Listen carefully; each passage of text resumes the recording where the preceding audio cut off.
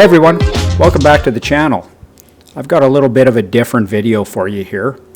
This is the install of my 4Runner upper control arms from JBA Off-Road and the Dr. KDSS front sway bar end adapters and front bushing brackets for the KDSS sway bar on my 4Runner.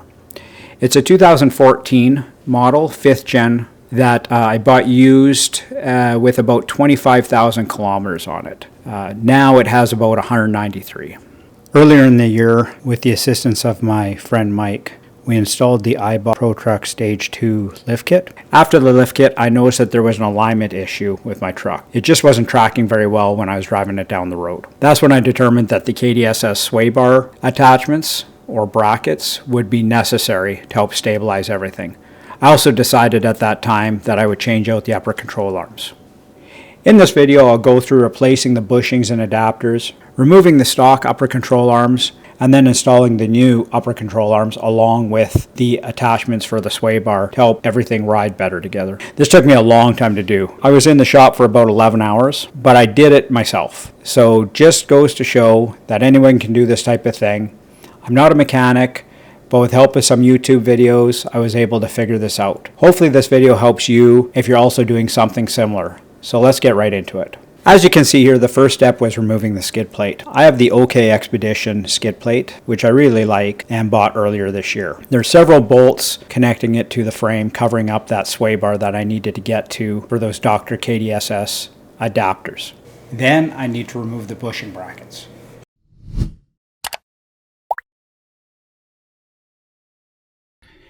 Give it a little shot of his blaster, PB blaster, to make sure those actually come undone.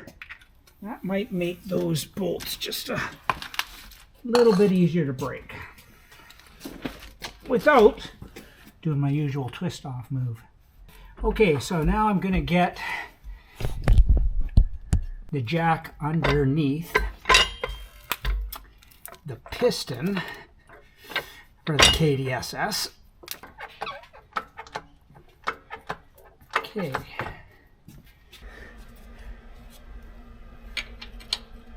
First guess, 17 millimeter there.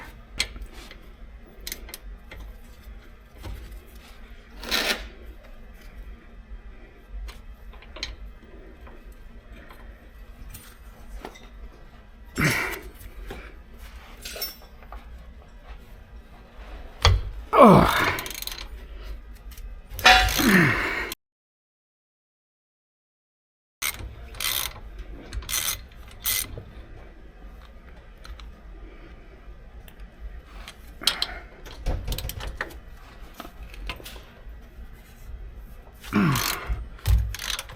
There's the first knuckle bust of the day.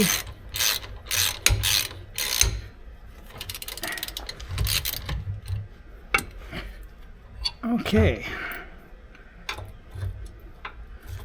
so there's that one off, just about off.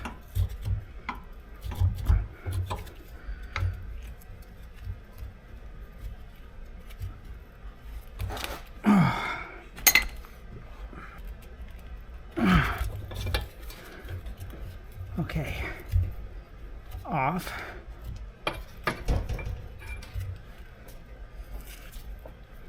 That's the stock one. We get rid of that and we'll put the adapter on there. First, go with the other side and undo it. Okay, so I'll take this bracket off as well, because I want to put the adapter on this side first. These bolts are coming out fairly easy, so that's how I know I have enough tension on the KDSS piston with my jack. They're coming out really straining to turn them out. Probably binding up pretty bad on those bolts, and you might want to raise or lower your jack a little bit, but it seems like it's good for me here.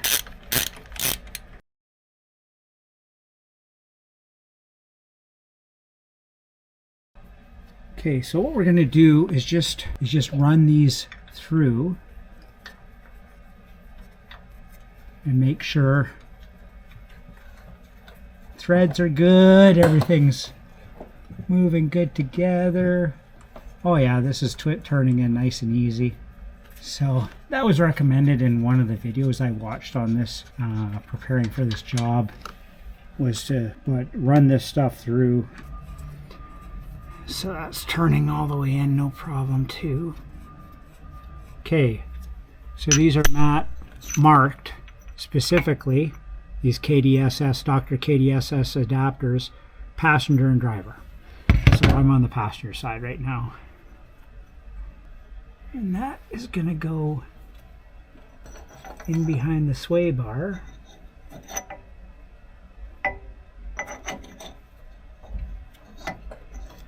Like so. And then that is going to go in like that. Okay, so have the adapter, and I'm going to put the facing out. And I want to use a lot of Loctite here, or an appropriate amount anyway.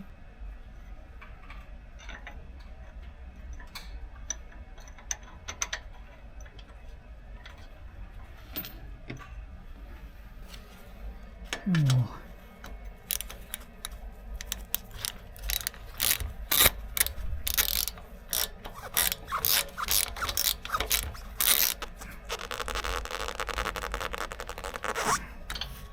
Run that in there pretty tight.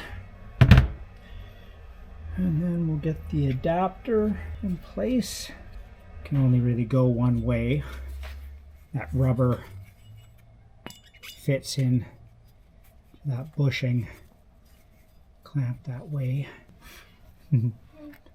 It's off a movie.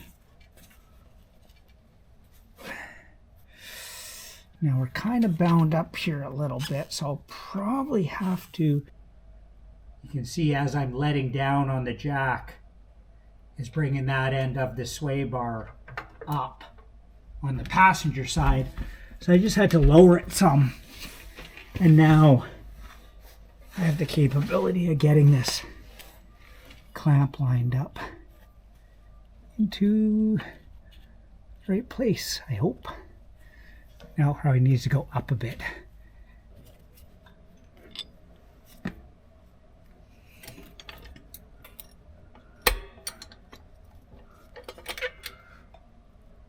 Actually just pulled the jack out of there by hand. But got it lined up, and there we are. She's spinning in freely now, so it's lined up. I'll make sure the bottom one can too as well. Yep. No, that's not true yet.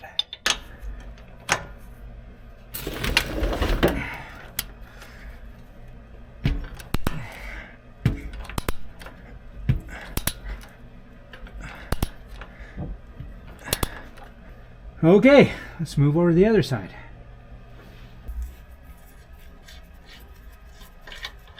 Seems good there.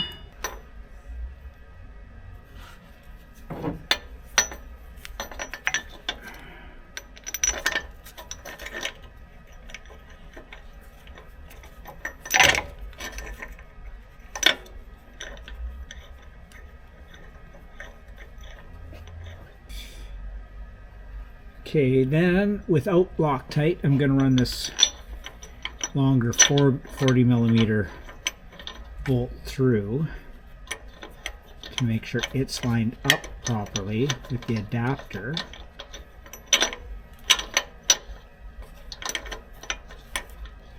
Which I didn't do on the other side, and I think it caused me some of those alignment issues. So before I torque up this top hex head bolt, I'll get the bottom nut in place.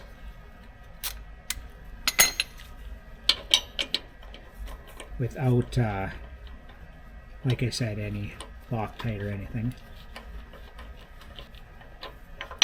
Okay, so that should keep everything lined up that ways. Top part.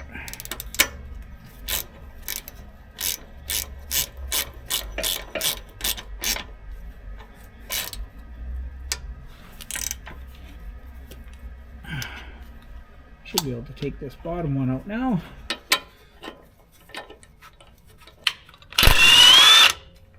That goes on there.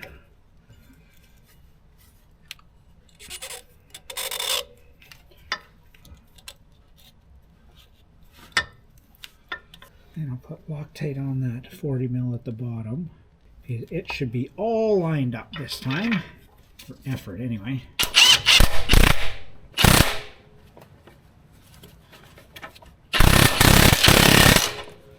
Okay. Crank it up to 2.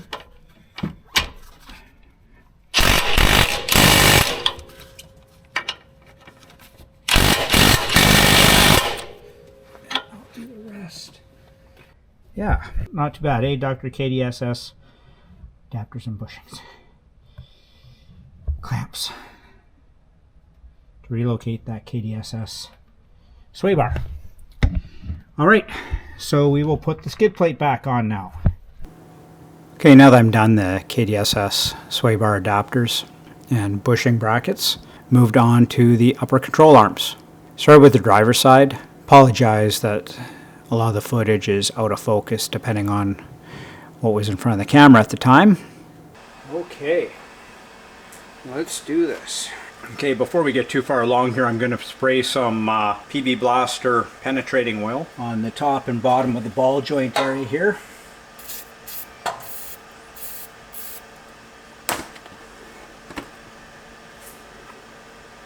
Open that up a little bit.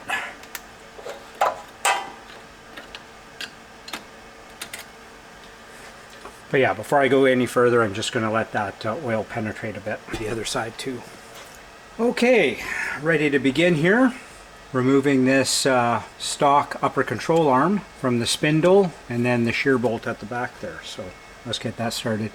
Gonna have to remove this, I believe it's an ABS brake line here. So I've sprayed everything down with penetrating oil and left it for a bit.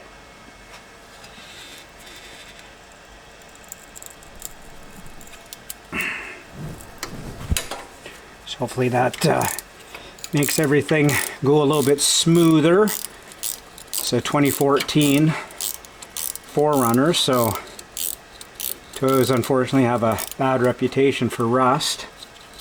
And the older they get, it doesn't get better, obviously. I stick that in there and not lose it. Gotta make sure it doesn't get stretched when I drop this spindle off. So that's a 10mm bolt there. And then this castle nut is a 19mm.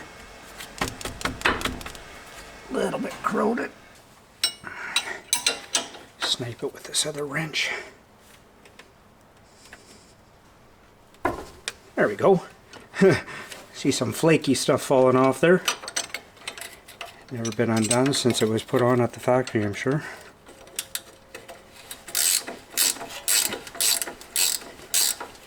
Well, I'm wondering how hard that shear bolt's going to be now, because those are spread far apart and I need to have a wrench on both of them, so that's going to be interesting.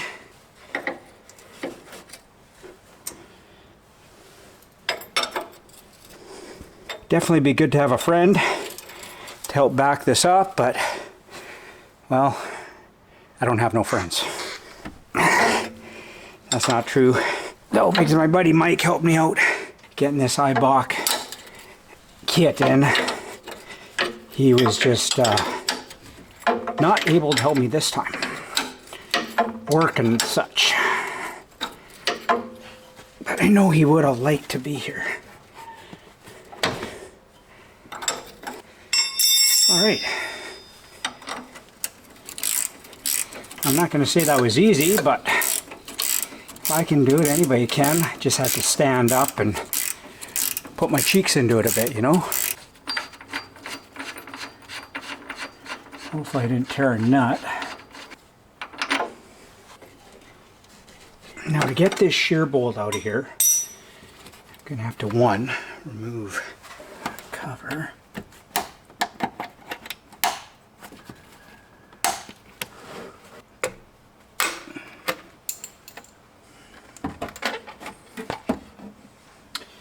Okay, that opens her up a little bit more. So my understanding is to get that shear bolt, I'm going to have to bend some metal here.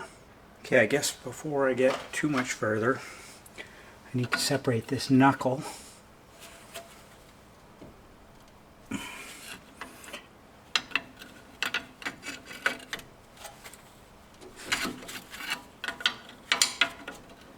And to do that, I'm probably going to have to pound on this a bit.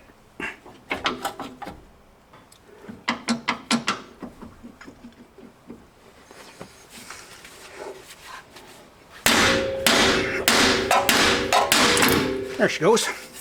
I don't want to stretch those brake lines though, so I'll use my handy dandy bungee here and maybe get that somewhat suspended. And I gotta get that shear bolt out of there. Apparently I'm gonna have to bend up some of this metal here. Oh, my baby, my baby.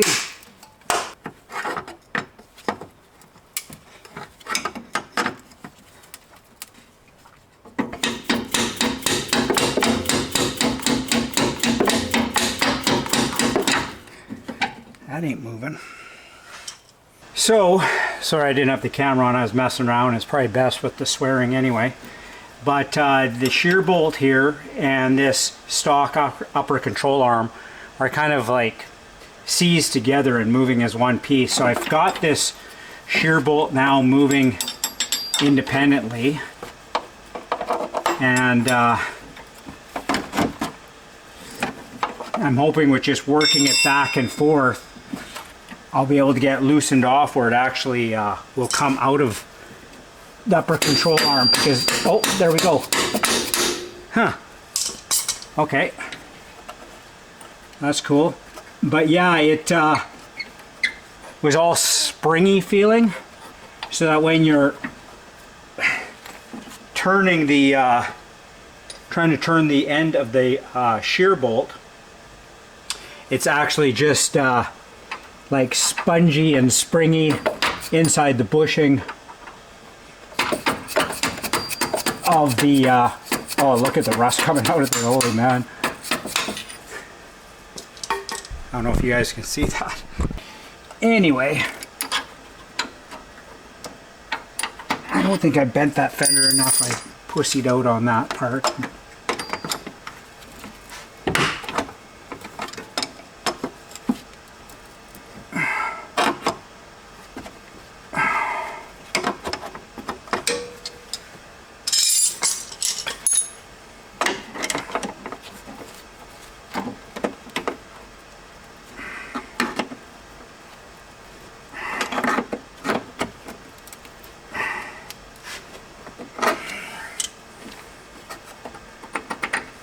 Need to get that washer back.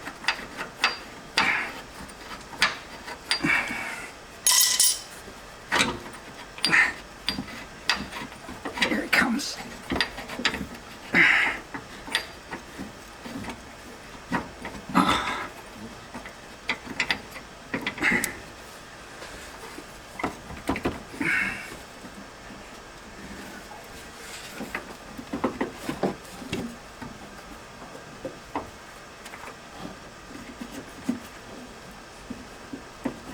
Just caught at the end.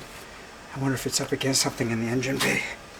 Okay, so just looking at it from above, I can probably pull it out easier that way actually. I can wiggle it up and down here.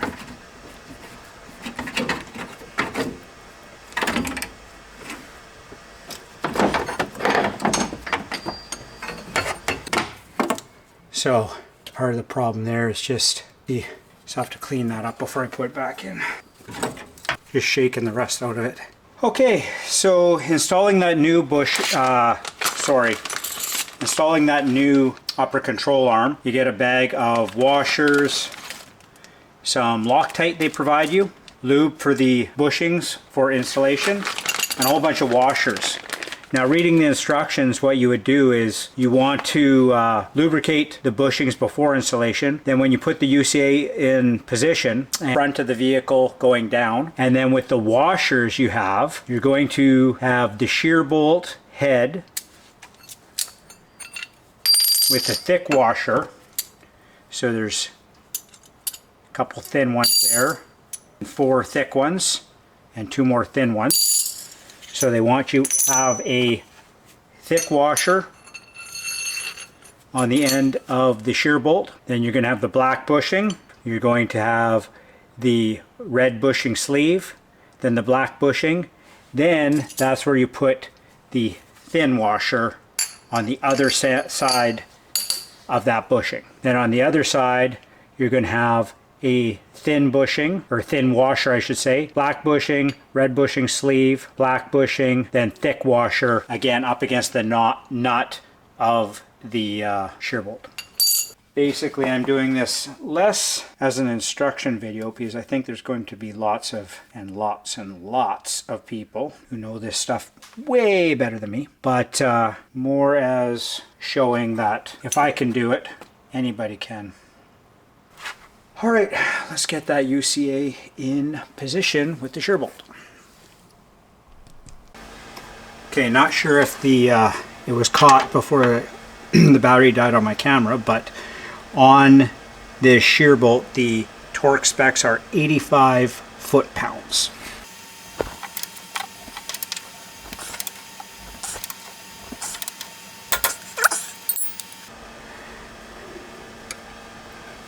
Run this spindle back into place. Move that rag now, trying to protect it a little bit.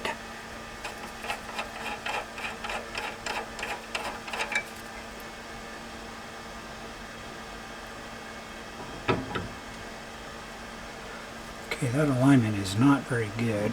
Oh. Amateur. Maybe try moving the ball joint, you friggin' idiot. Pull nut style cotter pin in place.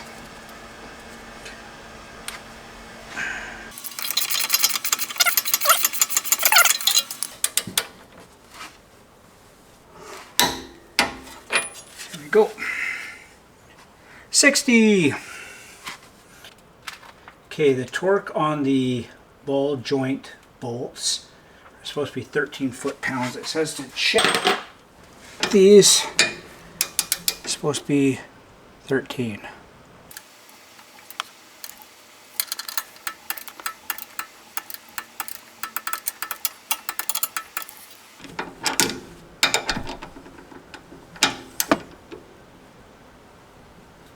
ABS bracket goes.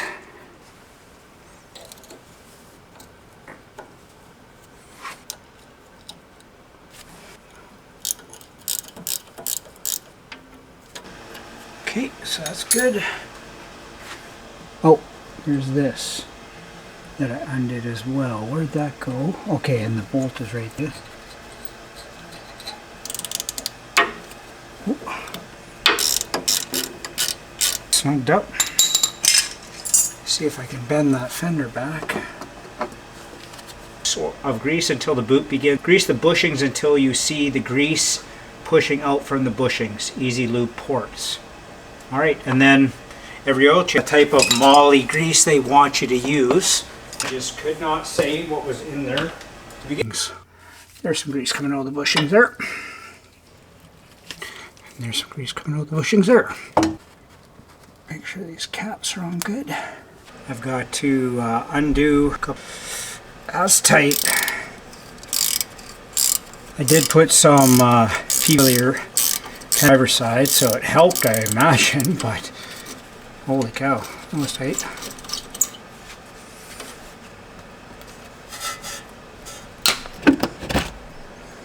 Hopefully figured out the right way to take this out. A little cotter pin. Pliers would have been best.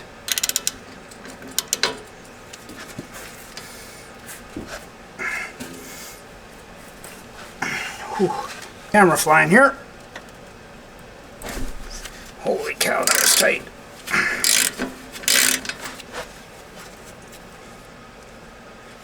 Imagine it'll be the same story here.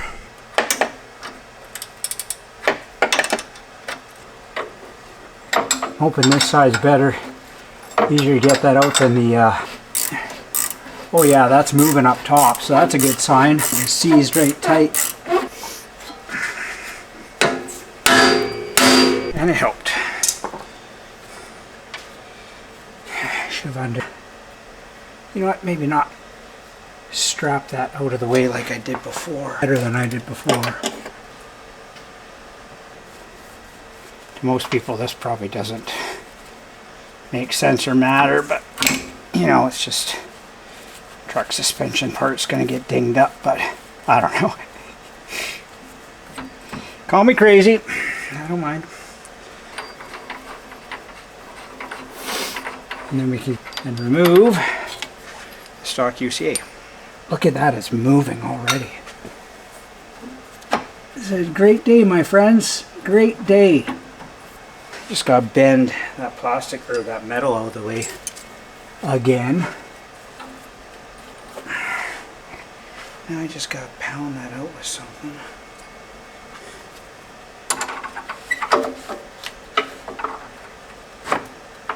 Jeez, unbelievable how much easier this one's coming out. Just pushing it right out. If I had another person, I'd have them up top in the engine bay and they might be able to pull it out as I wiggle it down here. That would be ideal, I guess.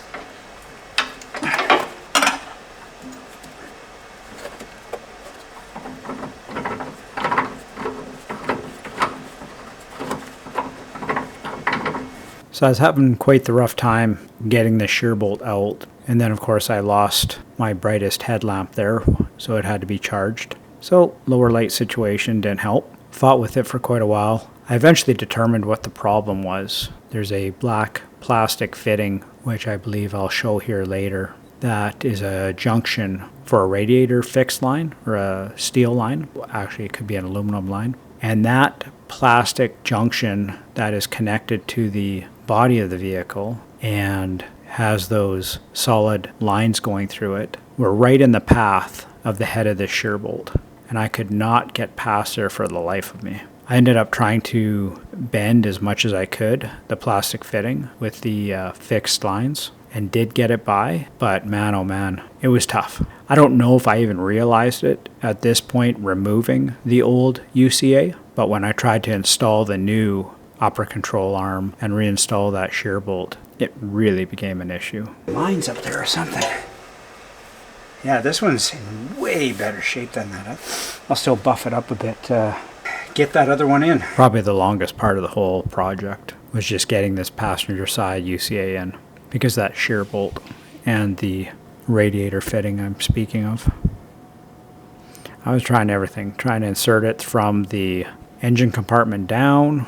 Then of course you've got all these washers that you've got to have lined up in the right sequence on either side of each UCA bushing. So you need about 4 different or 5 different hands in there in a fairly tight compartment. It was definitely reconsidering some life decisions. I'm sure if I had my buddy Mike with me helping me, he would have been able to troubleshoot this radiator fitting and line better, and perhaps given me some tips of how to get around it better. But from what I saw, it was connected to fixed lines. Couldn't really move it all that much. Try to use those channel locks to pull it down into place. Eventually, obviously, did get it through. Felt pretty good to be tightening that shear bolt up. The upper control arms I actually ordered from JBA Off-Road themselves. Really good company to deal with. Lots of explanations and updates on shipping, and I contacted them and clarified whether I needed standard duty or heavy duty. I'm not trailering or doing anything extreme with my truck, so they sold me on the standard duty, even though that was a lower value upper control arm, or lower price I should say. Eibach, ordered straight from Eibach Canada as well. The bump stops I ordered through Crave Automotive, and the engine plate you've seen here, the engine skid plate you've seen here by OK Expedition, again I ordered from them. I believe I got that on sale during Black Friday. last November. In fact, I think everything I've purchased for my truck has been on Black Friday sales. Every little bit of savings helps. After all that, it was pretty smooth sailing. Getting the ball joint stud through the spindle, pretty straightforward. That ball joint moves around quite a bit, so it's fairly easy to get it aligned. Definitely on the home stretch at this point.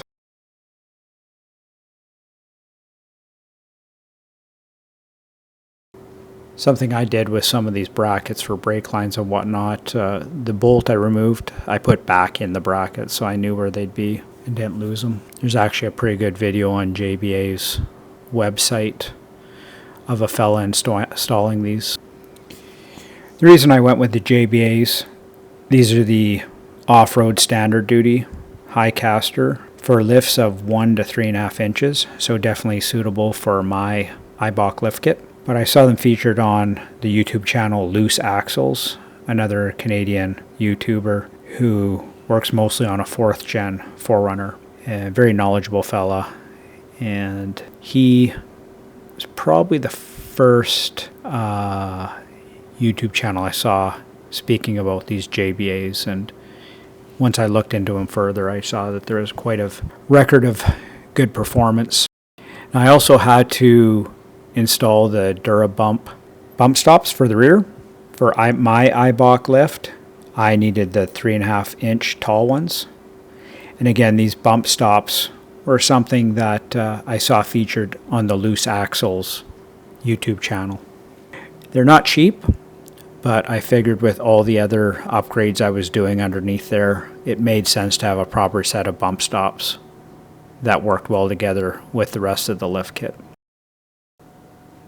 You can see the Eibach rear shock there. And I also have from that Pro truck stage 2 lift, you get springs as well. This lift kit was introduced to me by another YouTuber, Jason Explains Things, as well as watching his install video helped me quite a bit. And having my buddy Mike, of course, who had done this sort of thing before. So far so good with the Eibach Pro. It's nothing extreme as I stated earlier, but it suits my needs. Just giving the truck a better stance, better ride, and a little bit of a lift. So just getting that bump stop installed. They're labeled driver and passenger side, so you don't mess it up. You can see the decal on them. I would encourage you to check out those YouTube channels by Loose Axles and Jason Explains Things if you're interested in more videos on working on 4Runners. They seem to have a pretty good handle on this stuff. No particular torque for getting these done up, just tight. Okay, so I hope you enjoyed the video here. I know the video and the audio wasn't great. Unfortunately, had some technical malfunctions there while I was trying to figure out what I was doing on a very long night. I hadn't done any of this stuff before, so I was kind of learning on the go. I'm pretty happy with the outcome. Pretty happy with being able to do it myself, and hopefully that encourages some of you to tackle these projects on your own if you've been thinking about it, and save yourself a ton of money on labor at a shop, as well as learning some stuff. So in upcoming videos, you'll see some other modifications I have made. I've got wheels and tires coming, as well as a front bumper, winch, light bar, along with the lift kit that's already on there, and now these upper control arms, bump stops, and sway bar attachments. I failed to mention that I did do ditch lights with it as well from Diode Dynamics with my friend Mike helping me wire those in. So again, the project continues. Hope to share more of that with you in the future. Customizing this 2014 4Runner in a manner that allows me to enjoy it more, makes it more off-road ready, and just look better in general. So thank you very much for watching. I appreciate it. And please leave any comments or questions below. I'm sure there's stuff I left out that you may be wondering about. Thank you very much. Bye.